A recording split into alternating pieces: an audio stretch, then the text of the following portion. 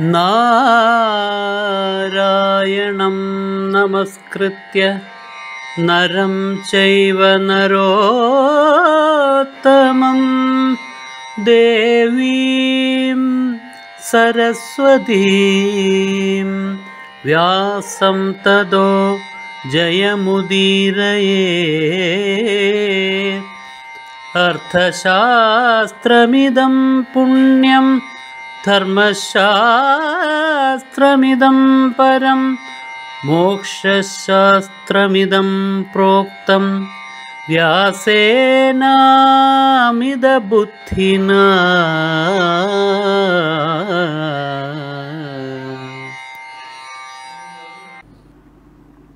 ശീതളഛായമാഗമ്യ നിഗ്രോധം ഗഹനേവനെ.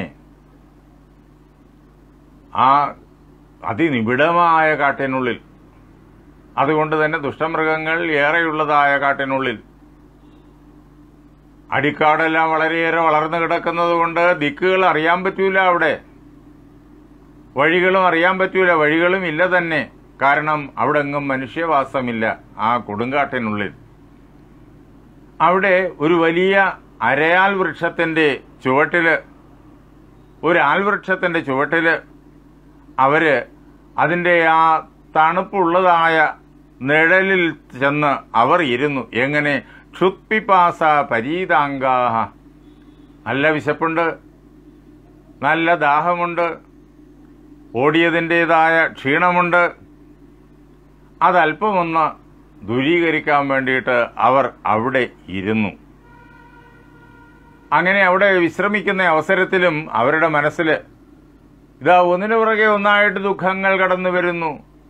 പാഞ്ചാലി അപഹൃതയായി കഷ്ടിച്ച പാഞ്ചാലിയെ രക്ഷപ്പെടുത്തി ഇപ്പോഴിതാ വേറൊരു ബ്രാഹ്മണന്റെ ദുഃഖം അവരുടെ മുന്നിൽ വന്നു.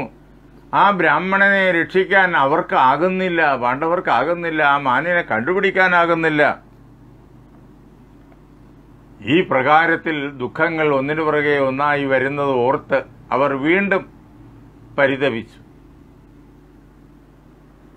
ക്ഷീണത്തിൽ നിന്ന് മോചിക്കാൻ വേണ്ടിയിട്ട് ആ അവസരത്തിൽ അല്പമൊന്ന് ആലോചിച്ചിട്ട് യുധിഷ്ഠിരൻ നകുലനോട് ഒരു വാക്യം പറയുന്നതാണ് തുടർന്നുള്ള സംഭവങ്ങൾക്കെല്ലാം കാരണം. യുധിഷ്ഠിരൻ തതോ യുധിഷ്ഠിരോ രാജ നകുലം വാക്യമബ്രവീത്. മഹാരാജാവായ യുധിഷ്ഠിരൻ തന്റെ അനുജനായിരിക്കുന്ന നകുലനോട് പറഞ്ഞു, അല്ലയോ അനുജ, ആരുഹ്യ വൃക്ഷം മാദ്രേയ നിരീക്ഷസ്വ ദിശോദശ. നീ സമീപത്തുള്ളതായ വലിയ വൃക്ഷത്തിന്റെ മുകളിൽ കയറണം. തറയിലിരുന്ന് കഴിഞ്ഞാൽ ദിക്കുകളൊന്നും തന്നെ അറിയാൻ കഴിയില്ല. ആ കാട്ടില് എന്തൊക്കെയുണ്ട് എന്ന് അറിയാൻ കഴിയില്ല. അതുകൊണ്ട് പൊക്കമുള്ളതായ വൃക്ഷത്തിന്റെ മുകളിൽ കയറിയിട്ട് 10 ദിക്കുകളെയും നീ വളരെ ശ്രദ്ധയോടുകൂടിയിട്ട് നോക്കണം. നമുക്കിപ്പോൾ ഏറെ അത്യാവശ്യമായിരിക്കുന്നത് ദാഹമകറ്റാൻ വേണ്ടിയിട്ടുള്ള വെള്ളമാണ്. അതെവിടെ കിട്ടും എന്ന് നീ നോക്കണം. പാനീയം അന്തികേ പശ്യ വൃക്ഷാംശ്ചാപി ഉദകാശ്രിതാൻ. തടാകം എവിടെയുണ്ട് നോക്കണം, വെള്ളം എവിടെ കിട്ടുമെന്ന് നോക്കണം. തടാകമോ നദിയോ വെള്ളത്തിന്റെ സ്രോതസ്സുകൾ അതെവിടെയുണ്ട് നോക്കണം. ഒരുപക്ഷെ വൃക്ഷങ്ങളുടെ ഇലകൾക്കിടയിലൂടി ഇങ്ങനെ നോക്കുമ്പോഴേക്കും തടാകം കാണാൻ കഴിഞ്ഞു എന്ന് വരില്ല. എങ്കിലും തടാക തീരങ്ങളിൽ, കുളങ്ങളുടെയും നദികളുടെയും ഒക്കെ തീരങ്ങളിൽ വളരുന്ന പ്രത്യേകതരം വൃക്ഷങ്ങളുണ്ടല്ലോ. അങ്ങനെയുള്ള വൃക്ഷങ്ങൾ എവിടെ തിങ്ങി നിപ്പുണ്ട് എന്ന് നീ നോക്കണം. അപ്പോഴേക്കും ആ വൃക്ഷത്തിന്റെ സമീപത്ത് ചെന്നു കഴിഞ്ഞാൽ അവിടെ തടാകം ഉണ്ടാകും, അല്ലെങ്കിൽ നീരുറവയുണ്ടാകും എന്ന് വ്യക്തം. അതുകൊണ്ട് നീ അത് നോക്കുക മരത്തിന്റെ മുകളിലിരുന്നു കൊണ്ട്. എന്തുകൊണ്ടെന്നാൽ ഏതേഹി ഭ്രാതരശ്രാന്താഹ തവ താത പിപാസിതാഹ. അല്ലയോ കുഞ്ഞെ, നിന്റെ ഈ സഹോദരന്മാരുണ്ടല്ലോ, അവരെല്ലാവരും വർദ്ധിച്ചതായ ദാഹം കൊണ്ട് അങ്ങേയറ്റം തളർന്നുപോയിരിക്കുന്നു. അവരെ ആ തളർച്ചയിൽ നിന്ന് രക്ഷപ്പെടുത്തേണ്ടതുണ്ട്. അതിനു വേണ്ടിയിട്ട് വെള്ളം എവിടെയുണ്ട് എന്ന് നീ നോക്കുക. ജ്യേഷ്ഠനായിരിക്കുന്ന യുധിഷ്ഠിരൻ ഇങ്ങനെ പറയുന്നത് കേൾക്കേണ്ട താമസം നകുലൻ ഉടനെ തന്നെ ഒരു വലിയ വൃക്ഷത്തിന്റെ മുകളിൽ കയറി അവിടെ ഇരുന്നു കൊണ്ട് എല്ലാ ദിക്കുകളിലേക്കും നോക്കി. അപ്പോഴേക്കും സമീപത്ത് അധികം ദൂരെയല്ലാതെ തന്നെ ജലാശയമുണ്ട് എന്ന് നകുലന് മനസ്സിലായി.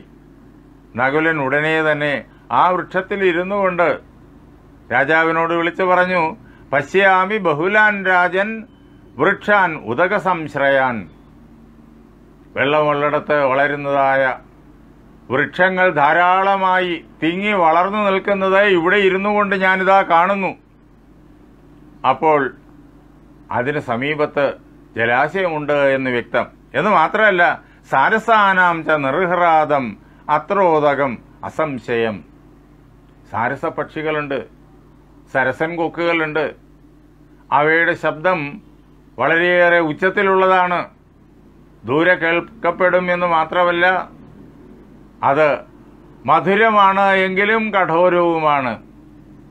അങ്ങനെയുള്ള ആ സാരസപക്ഷികളുടെ എല്ലാം ശബ്ദം ഞാൻ കേൾക്കുന്നു. അതിനാൽ സംശയം വേണ്ട, സമീപത്ത് തന്നെ ജലാശയമുണ്ട് എന്ന് നകുലൻ ഉടനെ തന്നെ വിളിച്ചു പറഞ്ഞു. എന്നിട്ട് വൃക്ഷത്തിന്റെ മുകളിൽ നിന്ന് താഴേക്കിറങ്ങി ആ ജലാശയത്തിന്റെ ദിശ മനസ്സിലാക്കിക്കൊണ്ട് അദ്ദേഹം യുധിഷ്ഠിരന്റെ സമീപത്ത് വന്നു. ആ അവസരത്തിൽ യുധിഷ്ഠിരൻ തതോബ്രവീത് സത്യധൃതി കുന്തിപുത്രോ യുധിഷ്ഠിര. യുധിഷ്ഠിര മഹാരാജാവ്, കുന്തിയുടെ പുത്രനായിരിക്കുന്ന മഹാരാജാവ്, സത്യത്തെ തന്റെ ഹൃദയത്തില് അചഞ്ചലമായി ധരിക്കുന്നവനായ സത്യനിഷ്ഠനായിരിക്കുന്ന ആ മഹാരാജാവ് ഉടനെ തന്നെ നകുലനോട് പറഞ്ഞു, ഗച്ഛ സൗമ്യ തതശീഘ്രം തൂർണൈ പാനീയമാനയ. അല്ലയോ കുഞ്ഞെ, നീ വളരെ വേഗത്തിൽ ഉടനെ തന്നെ ആ തടാകമുണ്ടെന്ന് നീ നിശ്ചയിച്ചിരിക്കുന്നതായ ദിശയിലേക്ക് പോവുക.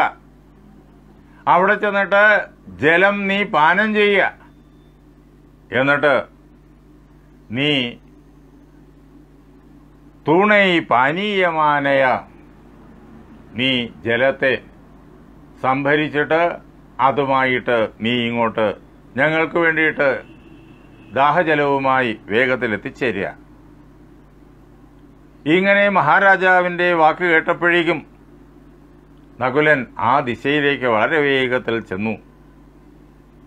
അവിടെ ചെല്ലുമ്പോഴേക്കും മനോഹരമായൊരു തടാകം, ചുറ്റും താൻ മരത്തിന്റെ മുകളിൽ നിന്ന് കണ്ടതുപോലെയുള്ളതായ ജലാശയത്തിന് സമീപത്ത് വളരുന്നതായ നിബിഡങ്ങളായ വൃക്ഷങ്ങൾ. ആ തടാകത്തെ കണ്ടപ്പോഴേക്കും നകുലന് സന്തോഷമായി. തനിക്കും ദാഹിക്കുന്നു, സഹോദരങ്ങൾക്കും ദാഹിക്കുന്നു, എല്ലാവരുടെയും ദാഹത്തിന് ശമനമുണ്ടാകും ഇപ്പോൾ എന്ന് ചിന്തിച്ചിട്ട് അയാൾ അതിന്റെ സമീപത്തേക്ക് ചെല്ലുകയാണ്.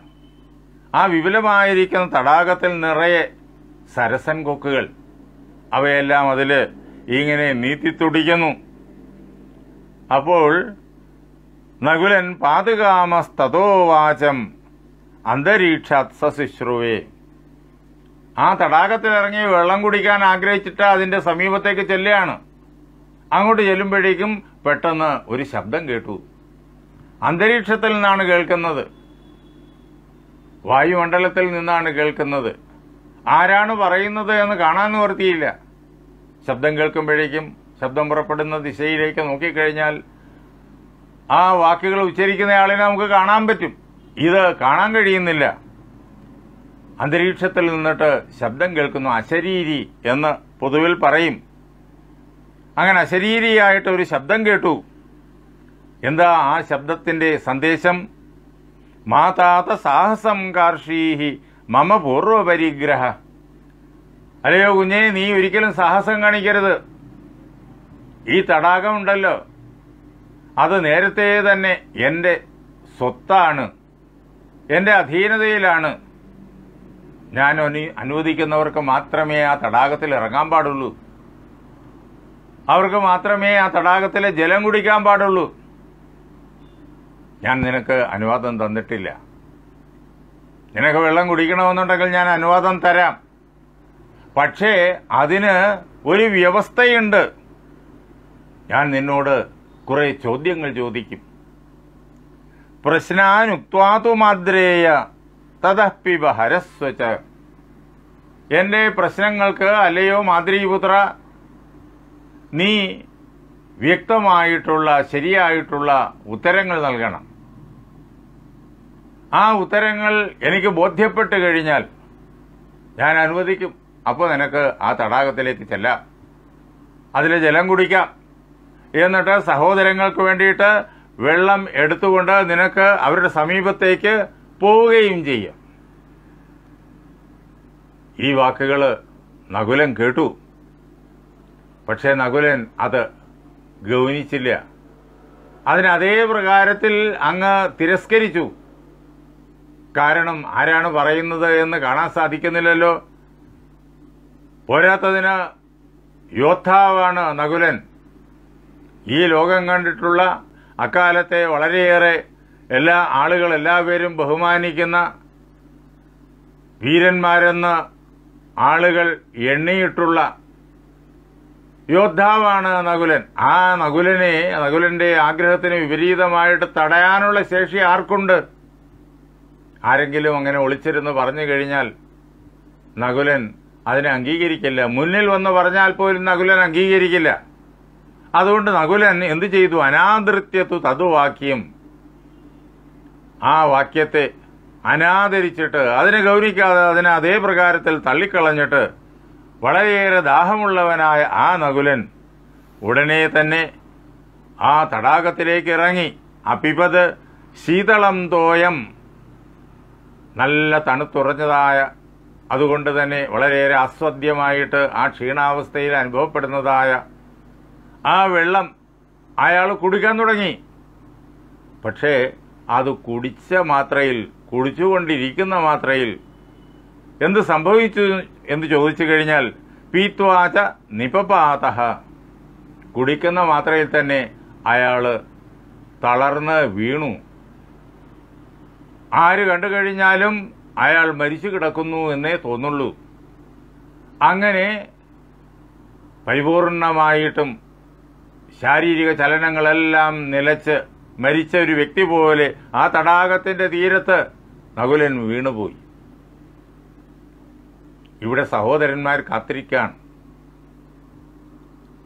യുധിഷ്ഠിരൻ ചിന്തിക്കാണ്, നകുലൻ പോയിട്ട് കുറേയേറെ നേരമായിരിക്കുന്നു, മടങ്ങി വരാനുള്ള സമയം കഴിഞ്ഞിരിക്കുന്നു, എന്തുകൊണ്ടാണ് നകുലൻ എത്താത്തത്? അദ്ദേഹം ചിന്തിച്ചു. അദ്ദേഹത്തിന് പരിഭ്രമമായി.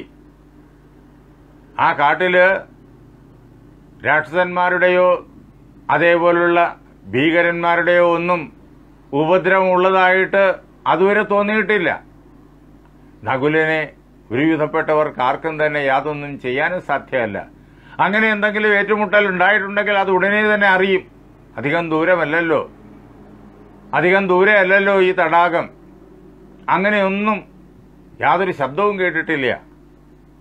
അപ്പൊ പിന്നെ എന്താ കാരണം? അദ്ദേഹം ചിന്തിച്ചു. അദ്ദേഹം ഉടനെ തന്നെ സഹദേവനെ വിളിച്ചു. ഭ്രാതാഹി ചിരയാതോന്ന സഹദേവ തവാഗ്രജ, നമ്മുടെ സഹോദരൻ നകുലൻ, അവൻ ഇവിടെ നിന്നിട്ട് വെള്ളം കൊണ്ടുവരാനായി പുറപ്പെട്ടിട്ട് സമയം ഏറെ കഴിഞ്ഞിരിക്കുന്നു. ഇതിനകം മടങ്ങി വരേണ്ടതാണ്. അല്ലയോ സഹദേവ, നിന്റെ ജ്യേഷ്ഠനായിരിക്കുന്ന നകുലൻ പോയിട്ട് ഇത്രയേറെ വൈകുന്നു. കാരണമൊന്നും നമുക്ക് മനസ്സിലാവുന്നില്ല. അതുകൊണ്ട് നീ ഒരു കാര്യം ചെയ്യൂ. തഥൈവ ആനയസോദര്യം പാനീയം ച ത്വമാനയ. അല്ലയോ സഹദേവ, നീ ഉടനെ അങ്ങോട്ട് ചെല്ലുക, നകുലനെ അന്വേഷിക്കുക, നകുലനെ കണ്ടെത്തുക, എന്നിട്ട് അയാളെ മടക്കിക്കൊണ്ടുവരിക. എന്ന് മാത്രമല്ല, നീ വെള്ളം കുടിക്കണം, എന്നിട്ട് ഞങ്ങൾക്ക് വേണ്ടിയിട്ട് വെള്ളം കൂടി എടുത്തുകൊണ്ടുവരണം.